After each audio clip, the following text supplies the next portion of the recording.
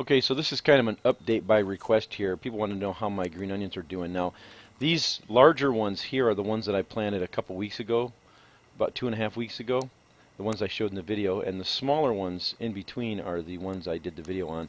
These here I just planted today, this row here, and I thought this would be a good time to do an update. These are the ones here that I did in the video, so they're getting pretty green, coming up really well. So I've got 3 different dates in here of green onions. And I want to show you something else that I did. Now, the same thing that you do with green onions, you can also do with celery. I took a whole bunch of celery and cut the bottom off, the root part.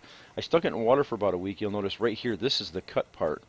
And then this has been in the ground here for about 6 days, and you'll notice this new growth right here. So you can do the same thing with celery that you do with the green onions. And it seems to be working. I've never done it with celery, but we'll see how it goes. A couple people were also asking how my potatoes in the 5-gallon buckets were doing. And here's one that I've got going here, and you can see I've got a couple small ones, new ones coming up. This large one right here that came up about a week or so ago, and they're doing really well, and hopefully they're going to get big enough here in the next week or two before it starts getting really hot. So there's the potatoes so far.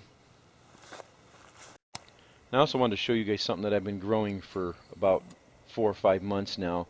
This is my Ugni berry, which is also called Chilean guava, and I planted this from a real small cutting, and now it's starting to bush out a little bit, and when it starts warming up really well, I think this thing is going to really start taking off. But if you've never grown Chilean guava, look them up on the internet.